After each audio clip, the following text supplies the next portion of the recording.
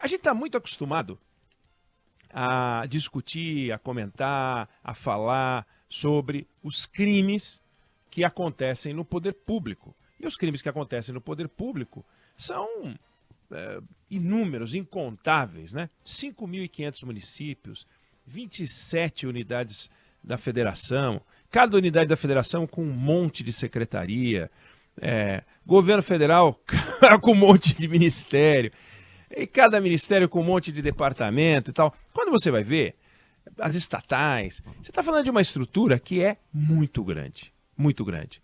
É uma estrutura tão grande que é pelo menos o dobro ou o triplo do total de empresas listadas na Bolsa de Valores. Então, o Estado brasileiro, em número de unidades, só de municípios 5.500, é mais do que o dobro do total de empresas listadas na Bolsa de Valores no Brasil. Então, é natural, só pela matemática, que você tenha casos de corrupção, casos de irregularidade, casos de crimes, numa quantidade muito maior no poder público do que nas empresas de companhia aberta. Eu digo de companhia aberta porque são as empresas que são vigiadas mais de perto pelos órgãos de controle, como a CVM, por exemplo. Fiscaliza as empresas de capital aberto, não fiscaliza a empresa de capital fechado, por maior que seja a empresa. Se for uma empresa limitada, ela se entende com a Receita Federal e outros órgãos evidentes. Se cometer um crime, a polícia pode parar lá. Mas os sistemas de controle daquilo que é público, ou seja, uma ação é algo público, você lança debêntures, você lança ação, você se expõe ao público, você busca o dinheiro público, do público. E sendo do público ou do contribuinte, pouco importa. Importa você faz um comunicado à sociedade e você se apresenta à sociedade sugerindo que opera com transparência, com correção, e vai lá e capta recursos. Você lança uma debênture e você capta bilhões em alguns casos. Você lança as suas ações também, bilhões. E as pessoas vão lá e confiam. Está aqui, ó.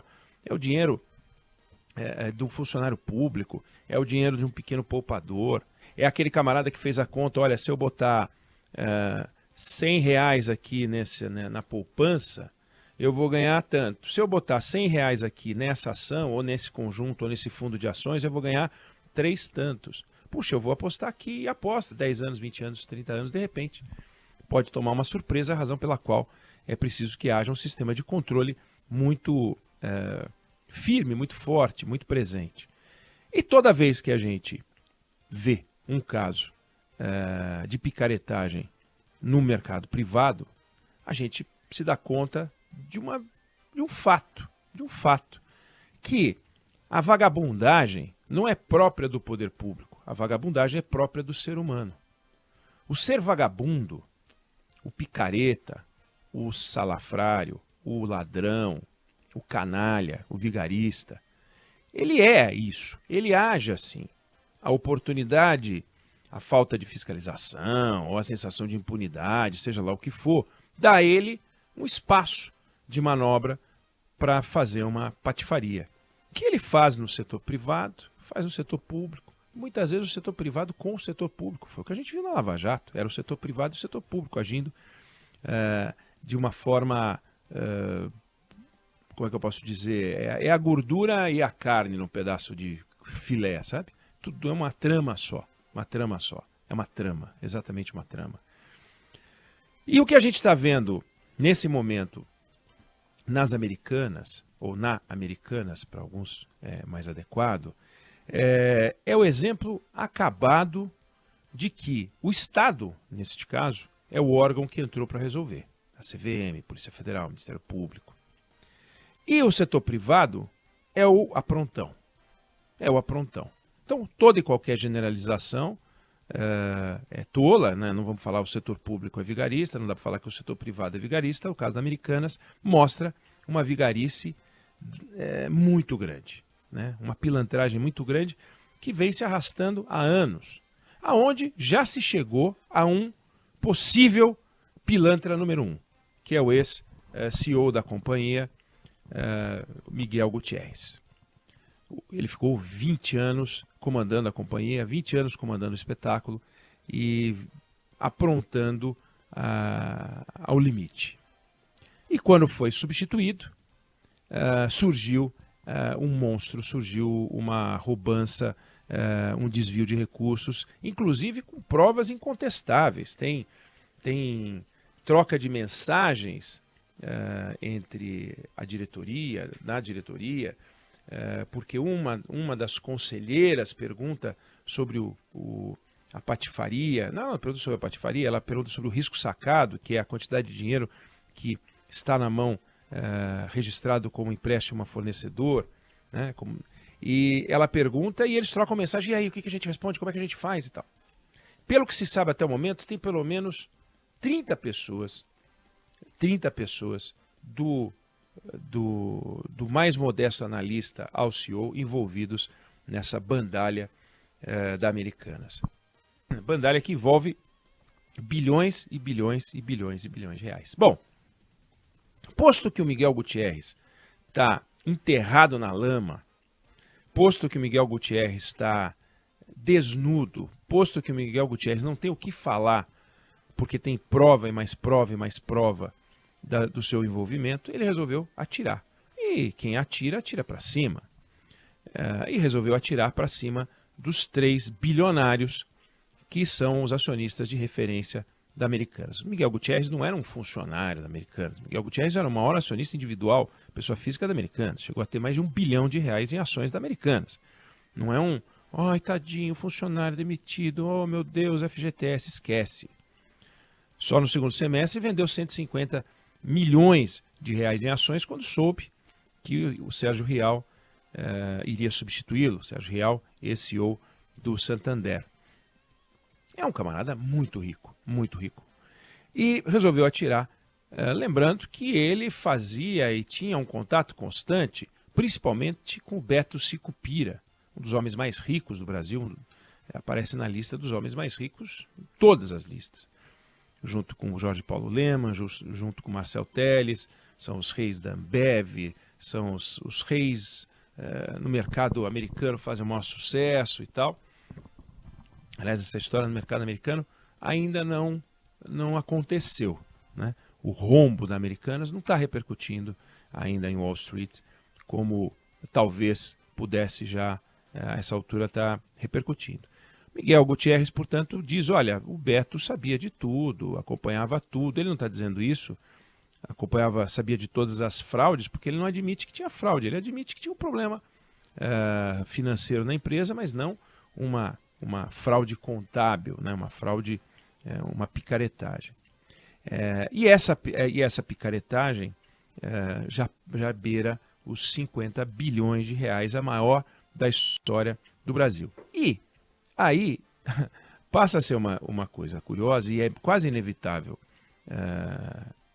comparar. Você pega um advogado de 30 e poucos anos que foi para os Estados Unidos recentemente, saído de um escritório grande aqui do Brasil, renomado, e ele resolveu fazer uma operação de venda e compra de ações com empresas que estavam negociando ações, e o escritório onde ele passou a trabalhar lá nos Estados Unidos, um grande escritório com mais de 2.000 advogados, estava no meio. Estava no meio, assim, no lançamento das ações e tal. E ele foi lá e começou a trabalhar com informação privilegiada. O FBI pegou. A SEC, que é a CVM deles, pegou. Até onde se sabe, ele lucrou $50 mil. E ele está sujeito a ser condenado a 20 anos de cadeia. 20 anos de cadeia. Aqui no Brasil, o crime de informação privilegiada pode botar o cara em cana por até 5 anos. E você não tem também tantas condenações nos Estados Unidos de 20 anos de cadeia. Ele está sujeito a, mas tem 6, tem 7, tem 8, tem 10. Aqui, a maior condenação foi 2 anos e pouco. Então, já existe um sistema que lá é feito para desestimular e aqui ainda não se acordou para a necessidade de aprofundar a punição. Nos Estados Unidos, aqui a gente tem uma bolsa de valores, lá eles têm 11 bolsas de valores, 11 bolsas de valores, as maiores são a Bolsa de Valores de Nova York e a Nasdaq. Cada uma com 2.500 empresas, outras com 3.500 empresas. Quer dizer, só aí 6.000 empresas de capital aberto e outras tantas empresas de capital aberto nessas outras bolsas que tem nos Estados Unidos. Aqui a gente não tem pouca ação, tem mais de 2.000 empresas de capital aberto. Mas em 2021, no Brasil foram 46 empresas que abriram capital, nos Estados Unidos, em 2021, 1.000 empresas abriram capital. Né? Então, nós estamos falando de 20 vezes mais. É um mercado monumental, gigantesco. Então, os sistemas de controle atuam, não é por nada, não. É porque essa é a base da economia americana. A base da economia americana não é só a confiança, mas é o mercado privado. É o mercado privado, não é aqui, a Petrobras chegou a representar 12% do investimento do Brasil num ano. 12% do investimento. Imagina isso. Imagina isso. De cada 10 reais, de cada 100 reais, 12 foram colocados por uma empresa. Isso não existe nos Estados Unidos. Não existe, é uma coisa muito pulverizada. Então, como lá o mercado de capitais é essencial e todo mundo coloca o seu dinheiro, o dinheiro que vai usar para pagar a universidade dos filhos, o dinheiro que vai pagar para sua aposentadoria, o dinheiro que vai usar para pagar a casa, tudo está no mercado de ações, ou muito no mercado de ações, eles entendem que qualquer deslize pode ser fatal para a credibilidade do sistema. Então, o jovem brasileirinho resolveu brincar, fazer uma estrepulha no mercado americano, pode tomar 20 anos de cadeia. Aqui, a gente tem uma fraude monumental de 50 bilhões de reais e o que se espera é o quê? Que chegue aos nomes, alguém vai em cana, vai ter ordem de prisão, não vai ter ordem de prisão. Esse Miguel Gutierrez está foragido, né? Ele não está foragido oficialmente, mas ele está foragido, porque ele foi se esconder na Espanha. Ele tem dupla cidadania, não volta. Mas não volta, não é doido. Está lá, escondido. E aí?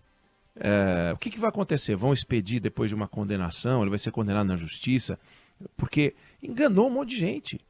Quantas pessoas acreditaram, olhando a análise feita pelos analistas especializados e tal, olhando os números da Americanas? Teve e-mail trocado na diretoria dizendo assim, visão interna, buraco de 700 milhões. Visão conselho, que a gente deve contar para os conselheiros de administração. Lucro de 2,8 bilhões de reais. Olha que coisa maluca. Em vez de 700 bi de prejuízo, 2 bi e 800 de lucro. E em cima destes números bons, pagaram-se bônus, inclusive para ele, e para os acionistas bilionários, Jorge Paulo Lemann, Marcel Telles, Beto Sicupira, todos os acionistas da Americanas. Em cima desse resultado, o governo recolheu impostos. Em cima desse resultado, houve pagamento de dividendos pelas ações e bônus por desempenho dos executivos. Tudo isso alimentado por uma mentira. O que vai acontecer?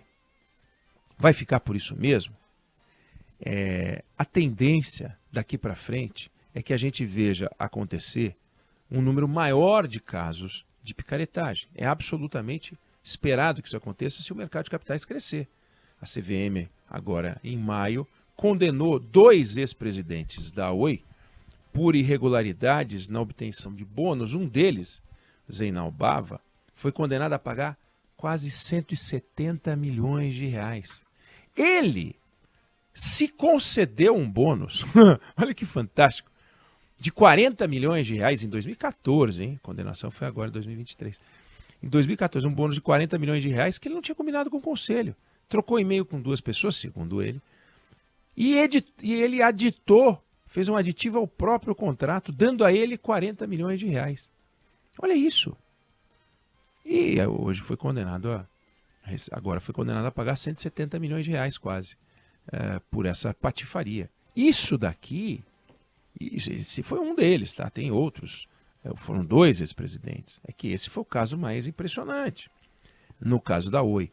Mas a CVM, assim como a Polícia Federal trabalha muito, a CVM vai começar a trabalhar cada vez mais. E vai ter que ter um fortalecimento de estrutura, de tecnologia, vai ter que estar mais preparada porque esse tipo de patifaria não é fácil de pegar, é diferente de uma licitação. Você faz uma licitação, hoje teve busca e apreensão em cima do Braga Neto, hoje teve, aliás, foi busca e apreensão não, né? Teve que quebrar o sigilo dele, né? Do Braga Neto, que foi interventor no Rio de Janeiro, na área de segurança, uma suspeita de fraude de compra de licitação de coletes, 2.000 e tantos coletes, eu não me lembro qual é o número aí, mas enfim, uma montoeira de coletes. Nós vamos contar essa história hoje, porque é assunto do dia. Uma compra, uma licitação, identificar o sobrepreço é mais fácil. A caneta custa 10, o cara pagou 14. Não tem explicação, sobrepreço, acabou, é mais fácil, o TCU vê mais fácil. Agora, as fraudes financeiras, e houve muita fraude financeira na Americanas, essas fraudes financeiras são difíceis de pegar. E pegou por um acaso, se por acaso não houvesse a troca de comando, se os controladores ou se o Conselho de Administração não resolvesse tirar o Miguel Gutierrez e colocar outro, talvez isso se mantivesse e a gente não iria saber. Então, vai aumentar esse tipo de história ruim.